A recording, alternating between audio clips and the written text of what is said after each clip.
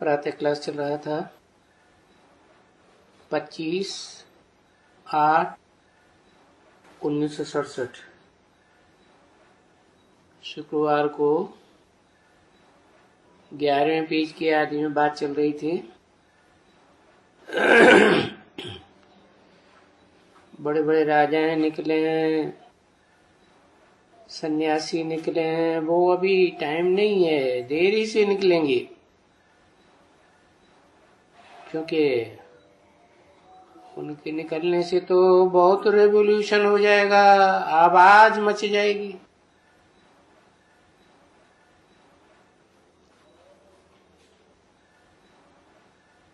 तो ऐसे अभी जल्दी मचने का आवाज नहीं है, समझा ना? अभी देरी है।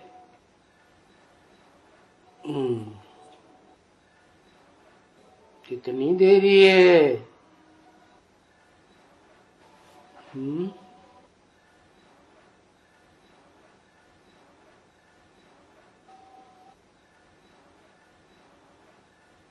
अभी तो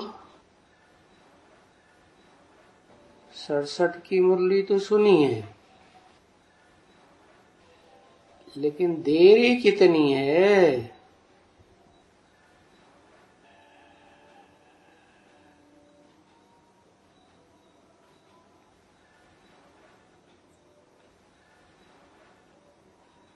मुरली में बोला है कोई के 50 वर्ष भी कम हो जाएंगे।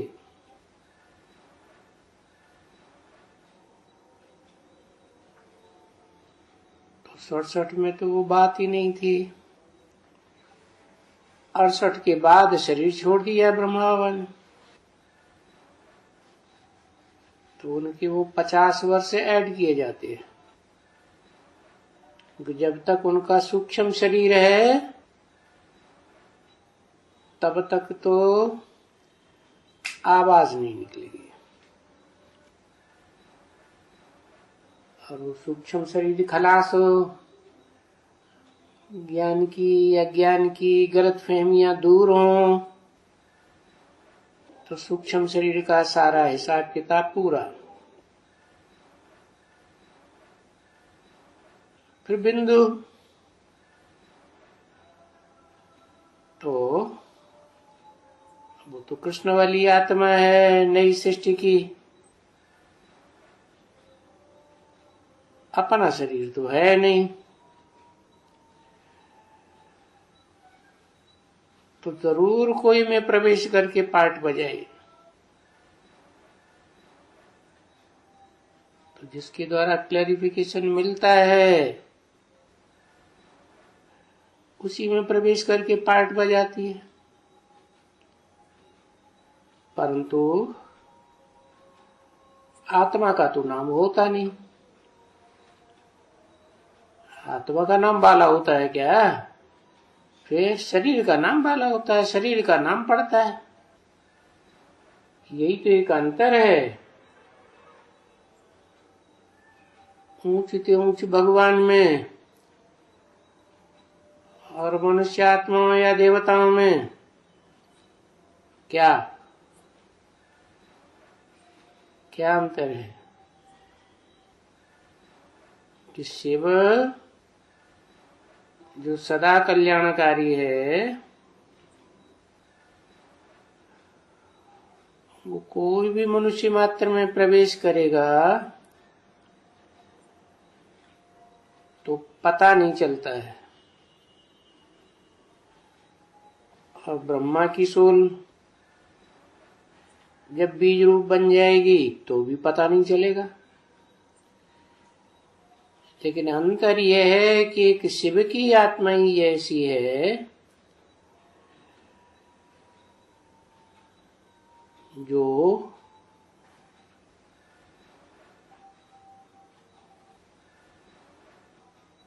बल प्रवेश करती है, मुकर्रर रूप से भी प्रवेश करती है, लेकिन उसका नाम जो है वो संसार में आत्मा का बाला होता है, निराकार का। और कोई आत्मा ऐसी नहीं है संसार में जिसकी आत्मा का नाम, निराकार का नाम बाला हो। औरों को तो शरीर लेना पड़ता है, शरीर का ही नाम बाला होता है।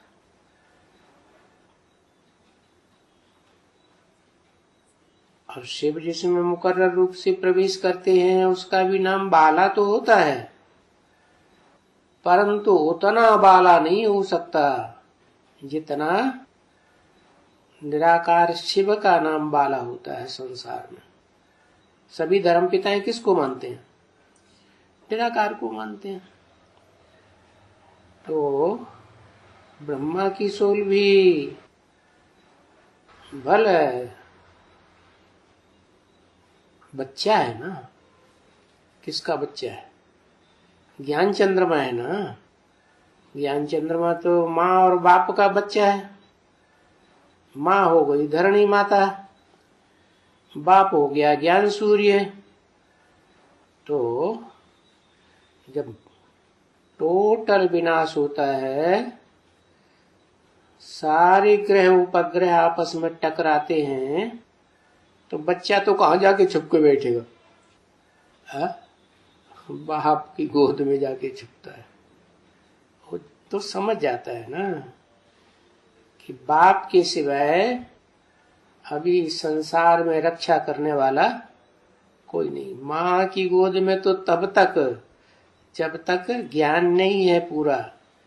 माँ से कुछ भी वर्षा नहीं मिलता, माँ से प्रोटेक्शन सीमित मिलता है। पूरा प्रोटेक्शन किससे मिलता? माँ को भी किससे प्रोटेक्शन मिलता है? बाप से मिलता है। तो ऊंच ऊंच बाप की तरफ बुद्धि ढुर जाती है। तो परंतु नाम बाला नहीं होता कृष्ण का संगम में। नाम किसका बाला होता है? नाम तो जिस शरीर में प्रवेश करता है उसका नाम बाला होता है। उसे कहेंगे संगम की कृष्ण। तो बुद्धि से अगर काम लो, कोई भी महात्मा अच्छा है और उनके 2-5 हजार शिष्य हैं, अगर वो समझा देते हैं कि नहीं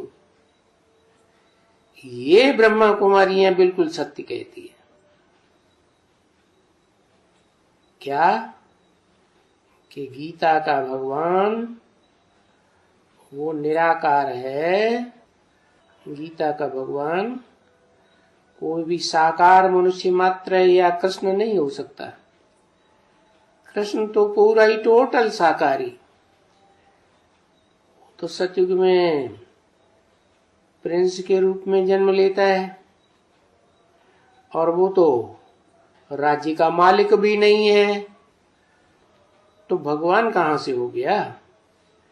भगवान तो आते हैं तो नर को प्रिंस बनाते हैं क्या? नहीं, नर को सीधा नारायण बनाते हैं। इसी जन्म में नर से नारायण बनते हैं। कोई सतयुग में डायरेक्ट नर से नारायण कोई नहीं बनता। जितने भी डायनेस्टी में नारायण होंगे सतयुग में, वो सब पहले प्रिंस बनेंगे और बाद में राजा महाराजा बनेंगे। तो साबित ये हुआ कि गीता ज्ञान का जो मुखिया है, मुख्य आत्मा, वो निराकार है। और वो निराकार प्रत्यक्ष कैसे हो? जब किसी मुकर्रर रथ में प्रत्यक्ष हो तभी तो पता चलेगा। तो पहचान क्या होगी? कि निराकार शिव इसमें काम कर रहा है परमानेंटली। क्या पहचान होगी? ज्ञान से पहचान होगी। अरे ज्ञान तो दुनिया में बहुत कुछ सुनाते हैं लोग, है?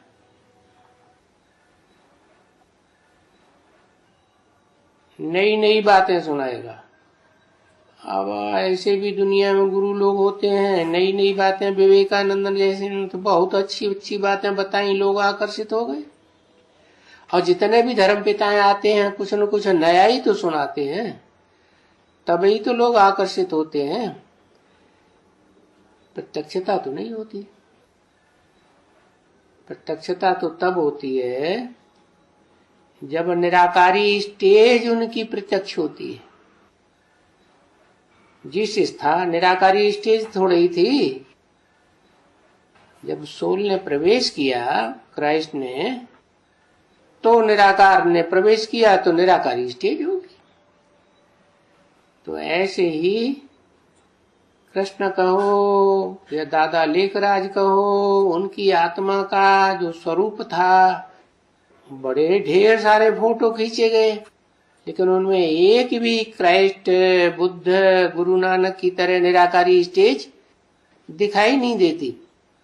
और वो निराकारी स्टेज जब शिव बाप प्रवेश करते हैं तो ऐसी निराकारी स्टेज किसी भी धर्म पिता की प्रत्यक्ष नहीं हुई। इसलिए बोला कि गोरे ते गोरा देखना हो तो इस पुरुषोत्तम संगम युग में प्रत्यक्ष होता है, और काले से काला देखना हो तो इस संगम युग में प्रत्यक्ष होता है। तो वो है वो निराकारी स्टेज वाला ऊंची ते ऊंचा भगवंत, जो गीता का भगवान गाया हुआ है, और उनके द्वारा ही सर्व की सदगति होगी। तो ऐसे ऐसे गुरु लोग कहेंगे तो सबसे बड़ा गुरु कौन हुआ फिर, कि उन गुरुओं के द्वारा ही प्रत्यक्षता होगी।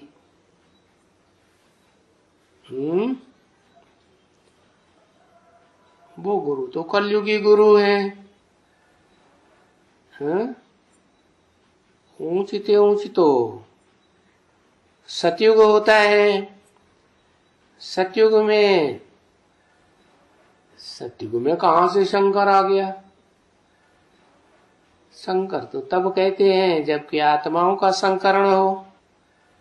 संगम युग है ऊंच ते ऊंच, तो ऊंच ते ऊंच संगम युग में ऊंच ते ऊंच गुरु कौन है? देहधारी। नारायण तो गुरु बनता ही नहीं, नारायण तो विष्णु कहा जाता है।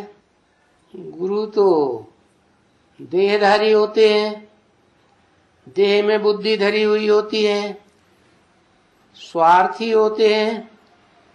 तो इस दुनिया का बड़े से बड़ा गुरु कौन हुआ? परम ब्रह्म गुरु हुआ।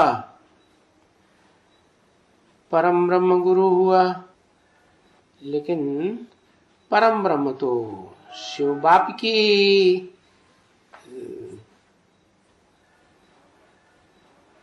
शिव बाप का रथ है।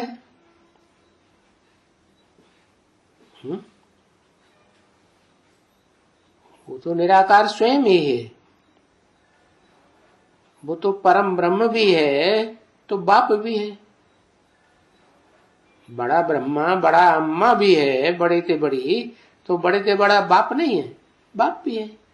उसकी तो बात ही छोड़ो, वो क्या साकारी स्टेज में होगा? देहवान की स्टेज में रहेगा तो गुरु कहेंगे, देहधारी धर्म गुरु।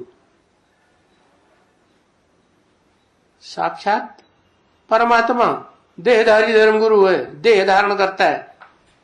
परम ब्रह्म देह धारण करता है। अरे उसकी बुद्धि देह में धरी रहती है जिसके लिए बोला गुरु गुरुर्ब्रह्मा गुरु विष्णु गुरुर्देवो महेश्वर गुरु साक्षात परम ब्रह्म तस्मै श्री गुरुवे नमः। उसी को नमन करना चाहिए, झुकना चाहिए। तो किसको झुकेंगे? देह में जिनकी बुद्धि धरी रहती है उन देहधारी गुरुओं को झुकेंगे? हैं? वो तो ऊंचते ऊंच सदगुरु हो गया। फिर देहधारी गुरुओं में सबसे बड़ा गुरु कौन?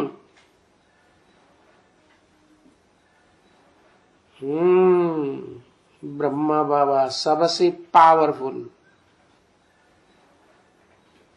वो चाहे तो जिस गुरु में प्रवेश करके उसको उठा सकता है। तो वो गुरु उस समय कहने लग पड़ेंगे हम गुरु नहीं हैं। गीता का भगवान वो निराकार है जो सर्व की सदगति करने वाला है। हम तो अपनी भी सदगति नहीं कर पाए तो अपने फॉलोअर्स की भी सदगति नहीं कर पाए। वो बोलेंगे हम किसी की भी सदगति नहीं कर सकते हैं। क्या देवात्माएं भी हैं इस दुनिया में, सत्य सनातन धर्म के फॉलोअर्स हैं, ऋषि मुनियों की आत्माएं भी हैं, वो भी कलयुग में आके नीचे गिर जाती हैं। और मनुष्य आत्माएं भी हैं जो बहुत भूलें करती हैं, बहुत विकारी हैं, और राक्षस तो हैं ही हैं विकारी, दुखदाई। लेकिन इन सबकी सदगति करने वाला वो एक ही है जो निराकारी स्टेज में रहता है। खास संगम युग में प्रत्यक्ष होता है। जो देखे, जो सुने, दो शब्द भी सुने तो उसके मुंह से निकले हमारा बाप आ गया, ऊंच ते ऊंच बाप। तो वो सदगति दाता एक ही है।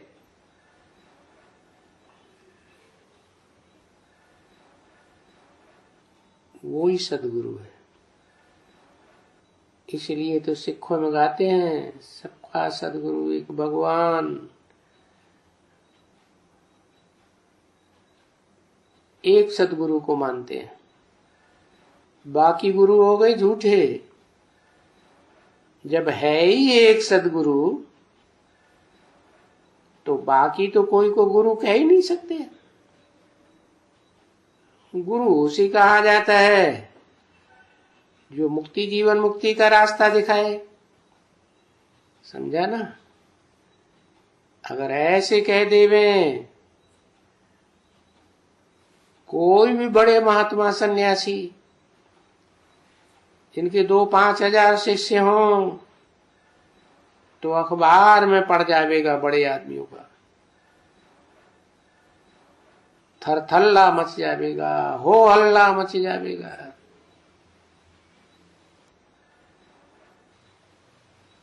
फिर ब्रह्मा कुमारियों का घोर रुतबा होगा। परंतु आस्ते आस्ते धीरे धीरे होगा बच्ची। अभी नहीं होगा। अच्छा चलो, सन्मुख रहते हैं ना बच्ची। किसको बीमारी सीमारी है, चलो तो उस बीमारी सीमारी में थोड़ी महसूसता आ जाती है कि हाँ भगवान आया हुआ है, उसी ने हमको सहयोग किया।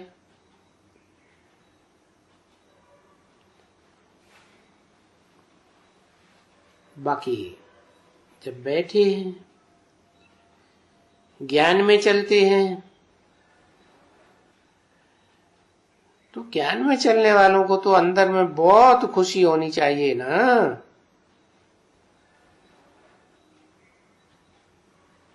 तो देखने में आता है ये खुशी में आकर कैसे कैसे समझाते हैं, कितना अच्छा समझाते हैं। और उन सर्विस करने वालों को फिर सर्विस के बगैर आराम ही नहीं आवेगा।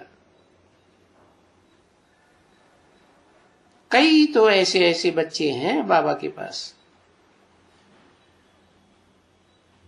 स्टूडेंट्स को टीचर भी तो ऐसे अच्छे अच्छे चाहिए ना, और स्टूडेंट भी चाहिए जो स्टूडेंट से कहें अगर अरे पढ़ो, अच्छी तरह से गैलअप करो और गैलअप करके पास विदानर हो जाओ।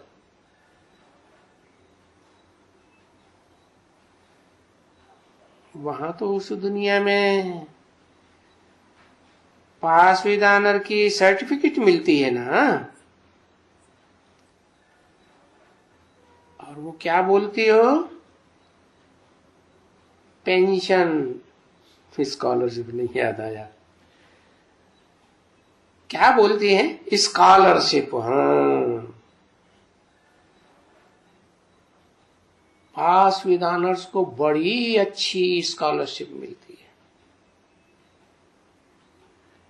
अब ये तो पता नहीं है कितने समय के लिए मिलती है, हा? अच्छा, बेहद में तो पता है, जो पास विद ऑनर्स होते हैं उनको कितने समय के लिए स्कॉलरशिप मिलती है, ये बाबा को तो मालूम नहीं होता है।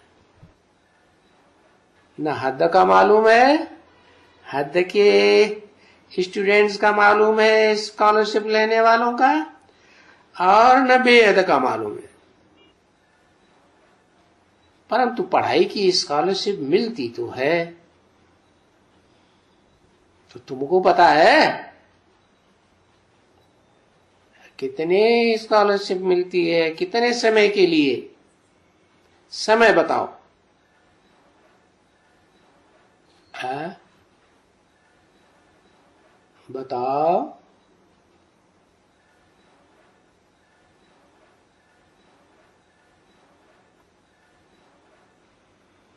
18-20 साल की स्कॉलरशिप मिलती है। अच्छा, वो तो हो गई हद की। बेहद में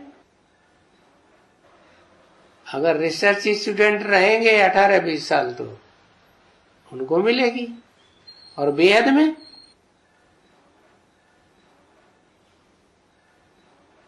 10 से 50 साल स्कॉलरशिप मिलती है,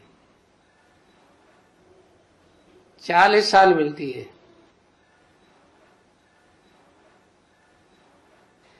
अरे बेहद ब्रॉड ड्रामा में कितनी मिलेगी?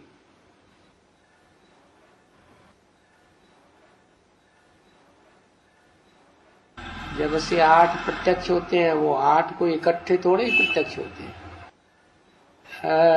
21 जन्म की स्कॉलरशिप तो सारे ही 8-10 करोड़ को मिलेगी। वो क्या नाम, 9 लाख को मिलेगी। वो क्या बड़ी बात, वो कोई स्कॉलरशिप लेने वाले होंगे? वो 9 लाख तो सारे ही प्रजा हो गए। उसमें थोड़े से अधिकारी हैं जिनमें स्कॉलरशिप लेने वाले भी हैं।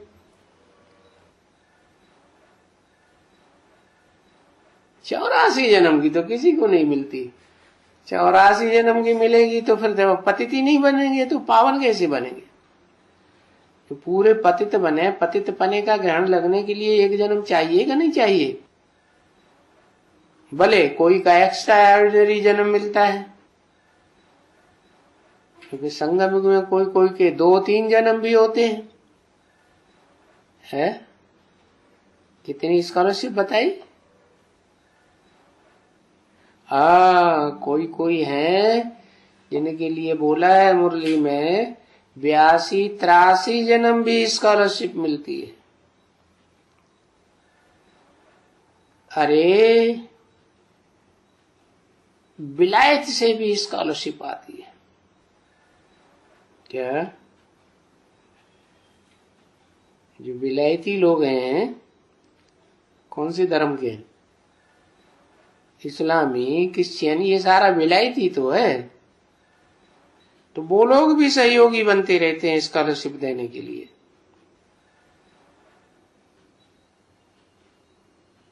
परंतु तुम लोगों को तो इन विलायती वालों की, मनुष्यों की स्कॉलरशिप लेने की दरकार ही नहीं है। तुम तो ब्राह्मण हो, ब्रह्मा की औलाद हो। ब्रह्मा की तन में तो बाप आते हैं। बाप से ऊंची स्कॉलरशिप और कौन देगा? तो इस जन्म में तुमको जो बाप से स्कॉलरशिप मिलती है विश्व की बादशाही की, वो तो और कोई दे ही नहीं सकता। तो तुमको कोई दरकार नहीं है उन विलायत वालों से कुछ भी लेने की। तुमको तो तुम बच्चों को तो पक्का है कि 21 जन्म के लिए तो स्वर्ग की स्कॉलरशिप सबको मिलनी है। क्या वो भी ज्ञान में चलते हैं। विलायत माने दूसरे धर्म के लोग, धर्मखंड, वो सब विलायती तो हो गए। अमेरिका है विलायत है, यूरोप है विलायत है। तो कोई तो एक स्कॉलरशिप नहीं है। स्कॉलरशिप तो बहुत प्रकार की हैं, बहुत ही स्कॉलरशिप्स हैं, है ना। डायनेस्टी में जाना ये बड़ी स्कॉलरशिप है। अव्वल नंबर डायनेस्टी, द्वयम number king Edward the first, second, third, ये सब स्कॉलरशिप है ना लेने वाले नंबरवार। वो हद की दुनिया में भी और यहाँ ब्राह्मणों की दुनिया में भी। सो भी जल्दी ऐसे नहीं समझना कि अच्छा हम पिछाड़ी में जाकर के त्रेता के अंत में ताज तख्त ले लेंगे, कोट पतलून ले लेंगे। नहीं,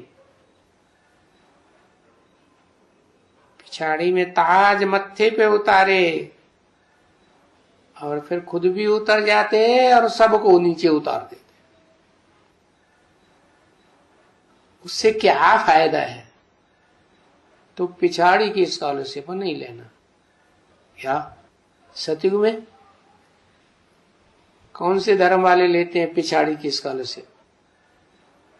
खुद भी उतर जाते हैं और सारी दुनिया में किसी को भी राज्य करने ही नहीं देते। टोटल खेल खलास। तो उससे कोई फायदा नहीं। कौन है पता है आर्य समाजी। हाँ, अच्छा, मीठी मीठी सिकील दे बच्चों प्रति, रूहानी बाप व दादा का याद प्यार और गुड मॉर्निंग। ओम शांति। आज तो 15 अगस्त है।